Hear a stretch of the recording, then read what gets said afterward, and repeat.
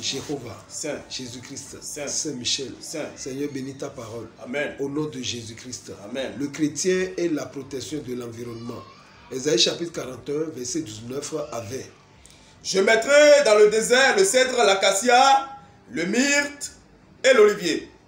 Je mettrai dans les lieux stériles le cyprès, l'orme et le buis tous ensemble, afin qu'ils voient, qu'ils sachent, qu'ils observent et considèrent que la main de l'Éternel a fait ces choses et que le Saint d'Israël en est l'auteur. Alléluia. Alléluia. Le chrétien est la protection de l'environnement. Le chrétien, qui est chrétien? Celui qui a reçu Christ comme son Seigneur et Sauveur personnel. Protection, action de protéger, de défendre quelqu'un contre un danger, un mal, un risque. L'environnement, ensemble des éléments qui entourent un individu. Alléluia. Alléluia. Le chrétien est la protection de l'environnement. C'est un terme relatif à la journée internationale de l'arbre. Nous sommes à notre 36e anniversaire, 36e édition. Notre thème cette semaine est intitulé « Le chrétien, la protection de l'environnement ». En amont, nous devons comprendre que Dieu n'est pas un chrétien. En aval, nous devons comprendre qu'il est le Père de toute la création. Et bibliquement parlant, Dieu a déjà créé la création, Dieu a déjà créé l'environnement avant de créer l'homme. Et Dieu même a ordonné que l'homme prenne soin de l'environnement. La beauté de la création reflète l'infinie beauté du Créateur. Et si nous voyons dans Genèse chapitre 1, le verset 28. Dieu les bénit et Dieu leur dit. Et Dieu leur dit. Soyez féconds, multipliez, remplissez la terre et l'assujettissez et dominez sur les poissons de la mer, sur les oiseaux du ciel et sur tout animal qui se meut sur la terre. Oui, allez-y. Et Dieu dit. Dieu dit. Voici, je vous donne toutes ces herbes portant de la semence et qui est à la surface de toute la terre, et tout arbre ayant en lui du fruit d'arbre et portant de la semence, ce sera votre nourriture. Merci. Il existe une hiérarchie entre la créature ou les créatures et l'homme. Jésus-Christ, même, il a utilisé la nature pour nous enseigner. Jésus-Christ faisait une allégorie dans Matthieu chapitre 6, le verset 26. Regardez les oiseaux du ciel. Jésus-Christ a parlé là, regardez les oiseaux du ciel. Ils ne sèment, ni ne moissonnent, et ils n'amassent rien dans les greniers. Verset 28. Et pourquoi vous inquiétez-vous au sujet du vêtement? Considérez comment croissent les lits des champs. Dans d'autres version David dit étudiez. Étudiez les lits des champs. Allez-y. Il ne travaille ni ne file. Cependant, je vous le dis que Salomon, même dans toute sa gloire, n'a pas été vêtu comme l'un d'eux. Alléluia. Alléluia. Nous pouvons étudier l'environnement. Et Jésus-Christ même nous a enseigné étudier les lits des champs. Et concernant l'environnement, nous pouvons faire l'astronomie et non l'astrologie. L'astronomie, c'est l'étude des astres. Mais l'astrologie, c'est lorsque l'environnement ou la créature devient ton guide, ou tu es obligé de faire quelque chose lorsque ta date de naissance te donne des instructions à ne pas faire des choses ou à faire des choses. Là, c'est l'astrologie. Dieu déteste l'astrologie, mais il aime l'étude des astres, c'est-à-dire la position du soleil, la position de la lune. Ça, c'est l'astronomie. L'astrologie, lorsque quelque chose, ou bien lorsque ta date de naissance, tu dois porter rouge le jour, ou tu ne dois pas manger le jour, lorsque tu commences par dire tout cela, tu commets maintenant l'idolâtrie. Et c'est ça l'astrologie.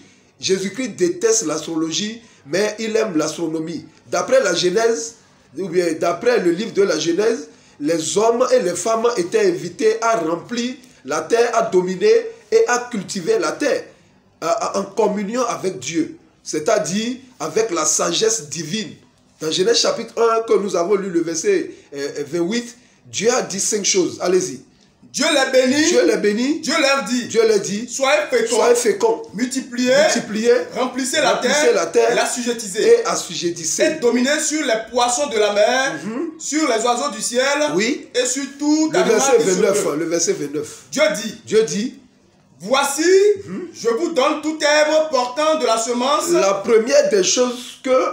première chose que Dieu a donnée à l'homme, c'est quoi? C'est la plante.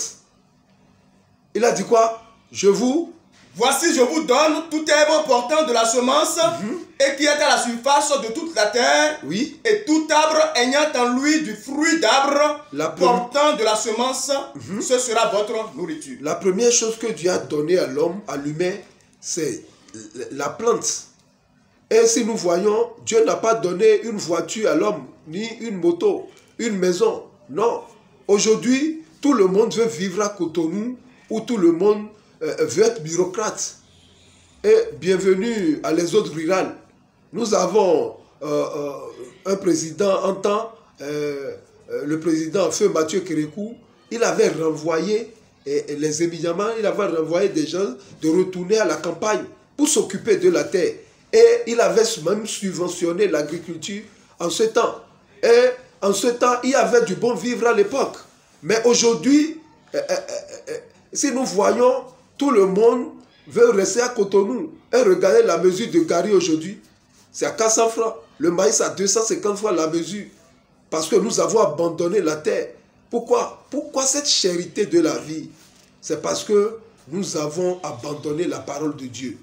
Nous devons prendre soin de l'environnement, l'agriculture, l'élevage. Dans le verset 30 du Genèse chapitre 1, Dieu a conseillé à l'homme l'agriculture, l'élevage et la pêche. Le verset 30. Et à tout animal de la terre. Tout animal de la terre. À tout oiseau du ciel. Oui. Et à tout ce qui se meut sur la terre. Tout ce qui se meut sur la terre. Ayant en soi un souffle de vie, je donne toute herbe verte pour nourriture. Et cela fut ainsi. Alléluia. Alléluia. Donc Dieu a donné 3 choses à l'homme, l'agriculture, l'élevage et la pêche. Il y a une multitude de choses que nous pouvons faire pour pouvoir contribuer ou protéger l'environnement. Chers chrétiens, nous devons savoir que sans l'environnement, l'évangile même n'est rien. Alléluia. Alléluia. Dans Matthieu chapitre 13, verset 31, Jésus-Christ nous a enseigné. Il leur proposa une autre parabole et dit, le royaume des cieux est semblable à un grain de sénévré qu'un homme a pris et semé dans son champ. C'est la plus petite de toutes les semences, mais quand il a poussé, il est plus grand que les légumes et devient un arbre de sorte que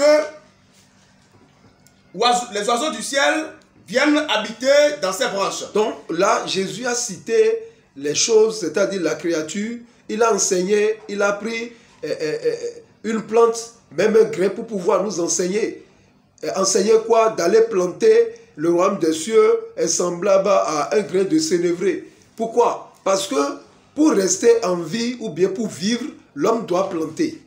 Et Jésus-Christ a utilisé tout ça pour nous enseigner. Dans Jean chapitre 15, verset 1, ici, nous voyons Jésus, le grand maître, nous donne un enseignement à la botanique. Oui. Je suis le vrai cep. Il a dit, je suis le vrai sceptre. Et mon père est le vigneron. Son père est le vigneron. C'est-à-dire un enseignement relatif aux plantes. Il est le vrai sceptre. Et son père est le vigneron. Allez-y. Tout sarment qui est en moi et qui ne porte pas de fruits, il le retranche.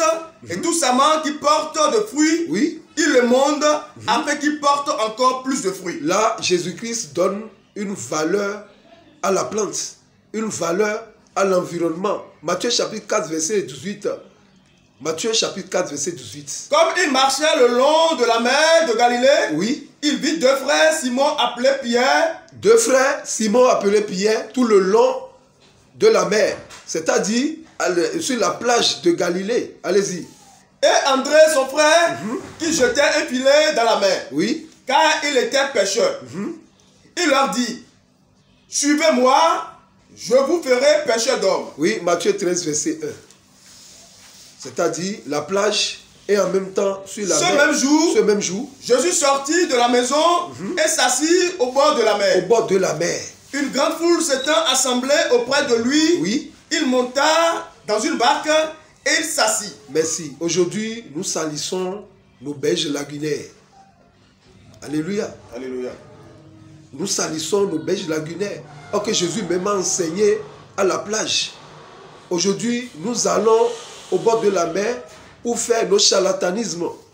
Surtout les chrétiens célestes. Ce que même Papa Ochofa n'a pas conseillé. Aujourd'hui, il y a toutes sortes d'érosions côtières. Aujourd'hui, il y a toutes choses de saleté au bord de nos plages. Or, Jésus même a enseigné au bord de plage. S'il avait des saletés là-bas, est-ce qu'il pouvait enseigner? Nous devons aller au bord de la mer, mais pour prier, c'est mieux. Mais pour payer, acheter les choses salies au bord de la mer, ce n'est pas quelque chose que la Bible même nous enseigne. Le premier verset, Matthieu chapitre 13, là, le premier verset. Jésus-Christ, ce même jour, Jésus sortit de la maison et s'assit au bord de la mer. Oui. Une grande foule s'étant assemblée auprès de lui. Alléluia. Alléluia. Donc, la Bible, Jésus nous a enseigné, il a utilisé l'environnement pour nous enseigner. Dans Luc chapitre 13, le verset 6, dans la parabole du figuier, c'est-à-dire le figuier représente le peuple de Dieu et tantôt le chrétien. Matthieu 13, verset 6, Luc 13, verset 6. Il dit aussi cette parabole. Cette parabole. Un homme avait un figuier planté dans sa vigne. Oui. Il vint pour y chercher du fruit et il n'en trouva point. Alors il dit au vigneron, voilà 3 ans que je viens chercher du fruit à ce figuier. Oui. Et je n'en trouve point. Coupe-le. Coupe-le. Pourquoi occupe-t-il la terre inutilement? Donc, Jésus-Christ n'a pas coupé, ou bien le Père n'a pas coupé cet arbre pour rien.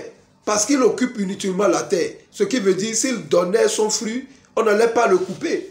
Nous devons planter. Et dans Somme chapitre 1, le verset 1 à 3, spirituellement, un chrétien est un arbre. Et l'eau représente la parole de Dieu. Heureux l'homme qui marche, qui ne marche selon le conseil des méchants, oui, qui ne s'arrête pas sur la voie des pécheurs, oui, et qui ne s'assied pas en compagnie des moqueurs. Il est comme un arbre planté près d'un courant d'eau. Il donne son fruit en sa saison. Donc l'arbre représente l'homme, un homme régénéré, le chrétien. Et la parole de Dieu représente l'eau. Celui qui a planté un arbre avant de mourir n'a pas vécu inutilement, dit-on. Dieu a utilisé l'environnement pour guérir et pour calmer beaucoup de prophètes. Si nous prenons Jonas chapitre 4, le verset 6 à 7, pour calmer Jonas, Dieu a utilisé ou Dieu a poussé un ricin. L'Éternel Dieu fit croître un ricin et se leva au-dessus de Jonas, oui, pour donner de l'ombre sur sa tête. Pour donner de l'ombre sur sa tête. Dieu pouvait lui donner de l'ombre, mais Dieu a fait pousser d'abord un ricin. L'environnement, les arbres qui sont autour de nous ou sur le trottoir reçoivent quelque chose. Ils reçoivent les pollutions sonores, c'est pour nous faire du bien. Nous devons les protéger. Même Ézéchias, dans Ésaïe chapitre 38, le verset 21 à 22, Ésaïe disait à Ézéchias, il disait... Ésaïe avait dit qu'on apporte une masse de figues, et qu'on les étend sur le cerf, et Ézéchias vivra.